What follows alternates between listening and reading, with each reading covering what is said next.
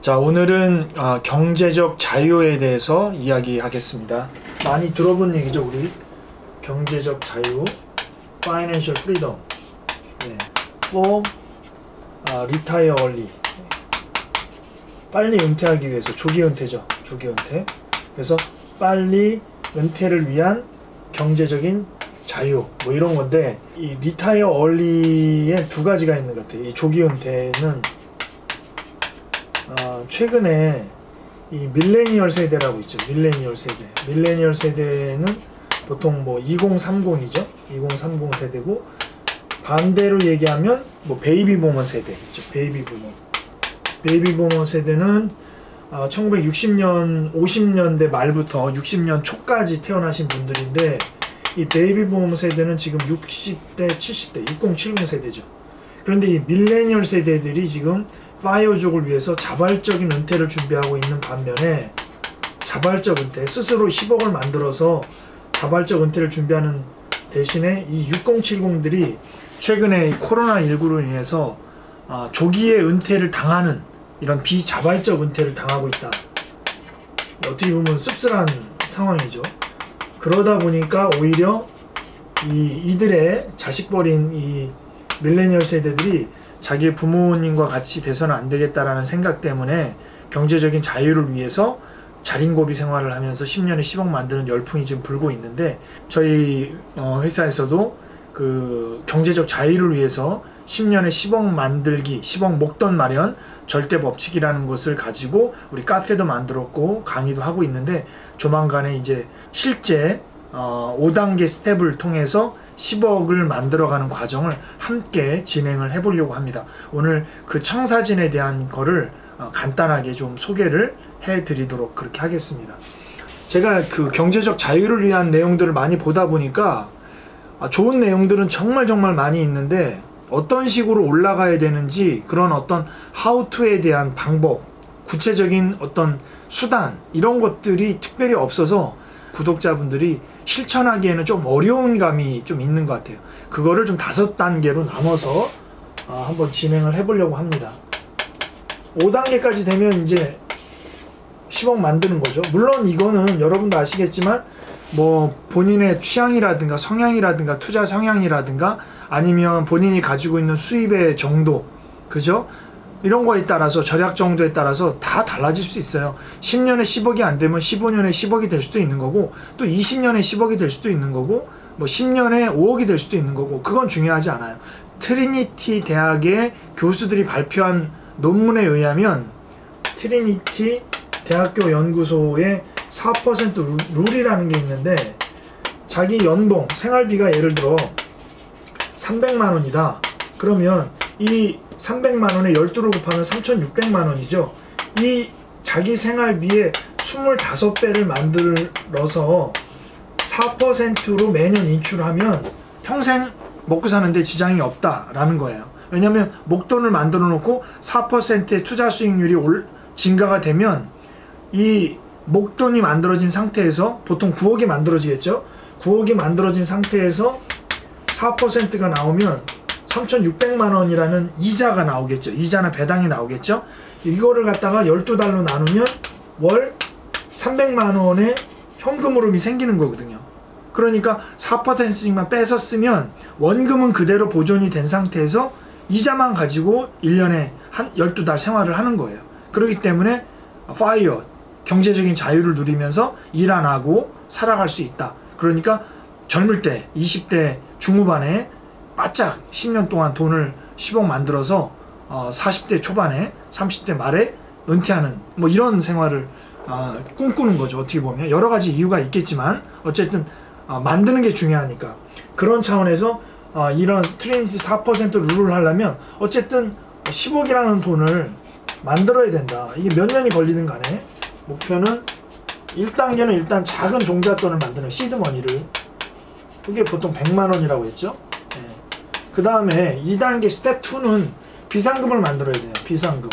비상자금을 만들어야 돼. 그러면서 여긴 보험을 체크해야 돼요. 왜냐면 저축을 하다가, 투자를 하다가 잘못되면 병원비가 들어가면 오히려 저축한 게 잘못되는, 투자한 게 잘못되는 재테크의 원리에 위배되니까 보험도 체크해서, 요때 비상금은 한 1,000만 원 정도를 만들어야 돼. 이게 뭐냐면 생활비에 3개월에서 6개월치 항상 수익률과 관계없이 모아놔야 된다. 3단계는 이제 비용을 줄여야 되니까 신용대출을 상환해야 돼요. 왜냐면 아무리 저축과 투자를 많이 해서 레버러지를 일으킨다고 해도 대출이자보다 높은 투자 수익률을 만들기는 쉽지는 않다. 그리고 또 하나 정신적으로 비용, 대출을 그것도 신용대출, 담보대출이나 전세대출이나 전세를 가지고 레버러지를 일으켜서 주택을 마련하는 거 말고 신용대출, 안 좋은 악성 대출을 받는다는 거는 정신적으로도 그렇게 좋지 않기 때문에 소비와 연결이 돼 있죠. 그래서 신용대출을 먼저 상환을 해야 된다.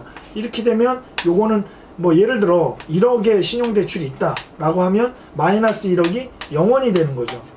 실질적인 플러스 1억이지만 마이너스를 0원으로 만드는 게 신용대출 상환인데, 제가 최근에 우리 구독자님들 상담을 해보다 보니까 29세에서 35세까지의 우리 구독자님들이 상담을 한 결과 3단계까지는 거의 없고 보통 4단계부터 출발을 하더라는 거예요.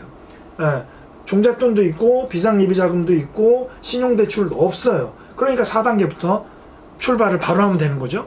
예, 그러면 기간은 뭐 어떻게 될까요? 기간은 뭐 쉽게 얘기하면 기간은 종잣돈 100만원 만드는데 뭐 1개월 예를 들어 보는 거예요. 그 다음에 요거는 100만원씩 뭐 6개월 동안 많으면 6개월에서 1년 정도 만들면 되겠죠. 그래서 6개월 잡고 1억 원을 만약 신용대출 갚는다 그러면 12개월에서 뭐 18개월 정도 잡고, 그 다음에 4단계는 이제 목적자금 만드는 거죠.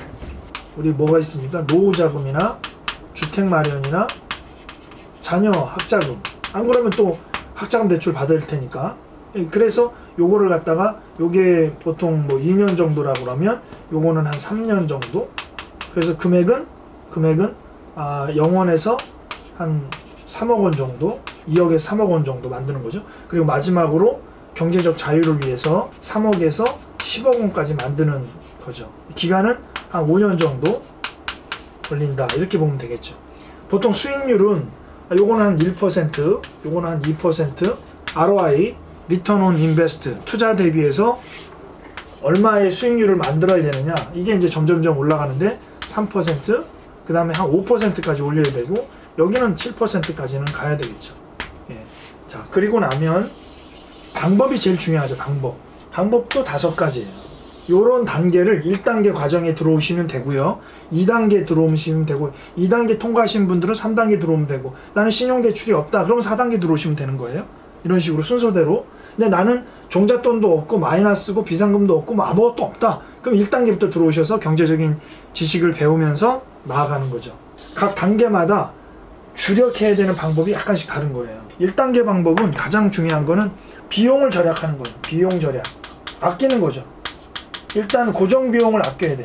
그렇게 해서 뭐 예를 들어 뭐 당근마켓도 가고, 그 다음에 미니멀리즘도 하고, 팔 건 또 팔고, 아낄 건 아끼고, 걸어 다니고, 짠돌이 생활 있잖아요. 그걸 통해서 1단계를 완성시키는 거예요.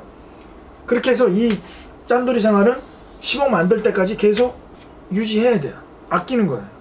두 번째, 이것만 갖고는 안 되겠죠. 그래서 두 번째 단계는 모으는 거를 거의 다 저축을 해야 돼요. 저축. 얼마 정도 저축해야 될까? 자기 수입의 50%에서 70%까지는 저축해야 돼요. 밀레니얼들은. 그렇게 하지 않으면 모으기가 어려워요. 그렇게 해서 비상예비자금을 만들어 가는 거예요. 그럼 이거는 소득, 지출, 포트폴리오라는 방식을 통해서 만들게 될 거예요. 소득은, 저축은 얼마하고 투자는 얼마하고 뭐 이런 거에 있겠죠. 그래서 이때는 무조건 저축인데, 이때 배워야 될 거는 공무원들의 강제저축을 배워야 돼요. 공무원들이 일반 국민연금에 비해서 2배, 3배 이상의 국민연금을, 공무원연금을 강제적으로 저축을 한단 말이죠. 그렇기 때문에 은퇴할 때는 굉장히 많은 연금을 받아간다. 이게 뭐 어떤 의미예요? 강제로 저축하는 게 그만큼 중요하다. 이런 뜻이죠. 세 번째는 이제 저축을 했으니까 목돈이 좀 생기면 이제 투자를 해야죠. 투자에도 순서가 있는데 금융자산에 투자를 해야 된다 이거죠. 금융자산. 주식과 채권이 있고, 여기까지는 무조건 모아가지고 비상자금 만드는 거고, 그 다음에 금융자산에 투자해서 신용대출을 갚는데, 물론 이 소득 저축은 계속 하는 거고요. 이것도 계속 하는 거죠. 계속 하는 거고, 여기서부터 3단계부터 이제 금융자산의 저축과 투자를 동시에 저축도 하고 투자도 하는 거죠. 그래서 여기에서는 주식과 채권에도 투자하고, 그 다음에 지난 시간에 말씀드렸던 미국 ETF로 투자하는 올웨더 포트폴리오 ETF 자산에 투자할 수도 있고, 미국 ETF를 한국 자산운용사에서 하는 자산운용 코덱스나 뭐 아리랑이나 타이거 ETF에 직접 S&P 500, VOO 투자할 수도 있는 거죠. 그래서 주식과 채권 등 이런 걸 통해서 3단계 영원의 마이너스 1억에서 영원까지 만든다. 그 다음에 이제 네 번째 단계가 부동산 투자죠. 전세를 끼거나 대출을 끼지 않은 상태에서 부동산을 구매할 수가 없고, 부동산을 매입하지 않은 상태에서 자산의 상승을 기대하기는 쉽지는 않은 것 같아요. 그래서 반드시 부동산을 껴야 되는데, 그러기 위해서는 여기서 주식 채권에 투자하면서 부동산 공부를 해야 되겠죠. 그죠? 그리고 소득 저축으로 열심히 모아갈 때 뭘 공부해야 돼요? 금융자산에 대해서 공부를 해야 되겠죠. 여기 부동산 공부해야 돼요. 경매, 공매, 아파트, 재건축, 재개발 등등등 공부를 해야 돼요. 그렇게 해서 부동산 투자로 얼마를 만들어요? 3억 원까지를 만드는 거예요. 그렇죠? 그리고 나서 마지막 단계가 이제 자산 배분,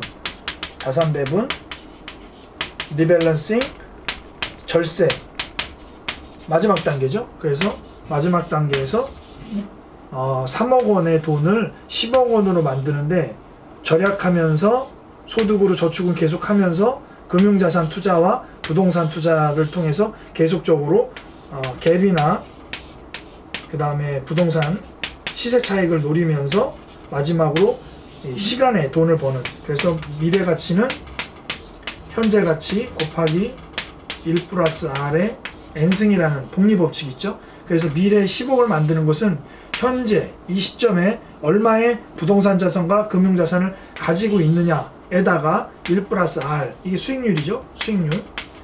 수익률에 몇 년을 거칩니까? 5년이라는 시간을 통해서 10억을 만들어 간다라는 게 이 경제적 자유를 위한 10억 목돈 마련하는 스텝 5가 되고요. 이게 좀 복잡해 보이지만 일단 하나씩 뜯어보면 충분히 우리가 해나갈 수 있는 방법이다. 그래서 5가지만 기억하시면 될 것 같아요. 일단 고정비용을 줄여야 되고, 소득의 50% 이상은 저축해야 되고, 그 다음 금융자산에 투자해서 수익률을 몇 프로까지? 5%까지 끌어올릴 수 있어야 되고, 부동산을 통해서 목돈을 마련할 수 있는 내공을 길러야 된다. 이걸 통해서 여러분은 여러분이 원하시는 꿈과 희망을 발견하실 수 있고요. 조만간에 스텝 5 과정이 개설이 되면 여러분께 공지를 하고 과정을 운영하도록 그렇게 하겠습니다. 많은 기대 부탁드립니다. 오늘 여기까지 할게요.